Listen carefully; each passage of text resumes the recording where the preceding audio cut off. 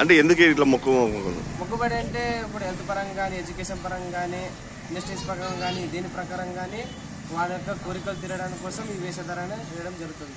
మీరు ఎప్పటి నుంచి 16 ఏళ్ల కిందట గురించి చేస్తున్నాను. ఇక్కడ ఇప్పుడు 17 ఏళ్ళు అయింది వేయబట్టి. ఈరోజు హోలీ అన్ని ఊళ్ళలో ఎలా జరుపుతారంటే రంగులతో కానీ అలా జరుపుతాం. కానీ మా ఊళ్ళో మాత్రం ఒక ఇంత ఆచారం ఉంది. అదే మగాళ్ళు ఆడవాళ్ళు వేషం వేయడం. ఎలా ఎందుకంటే ఈ రతి మన్మథకు పూజ చేస్తూ ఈ వేషంని చేస్తారు.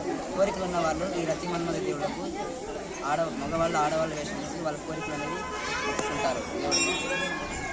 అందరూ ఇలా కొంతమంది వాళ్ళ వంశపరం నుంచి వస్తుంది, కానీ కొంతమంది కోరికలు ఉన్న వాళ్ళు ఇలా చేస్తూ ఉంటారు.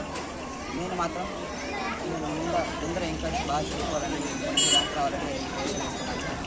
కోరికలు ఉన్న వాళ్ళందరూ వేస్తారు.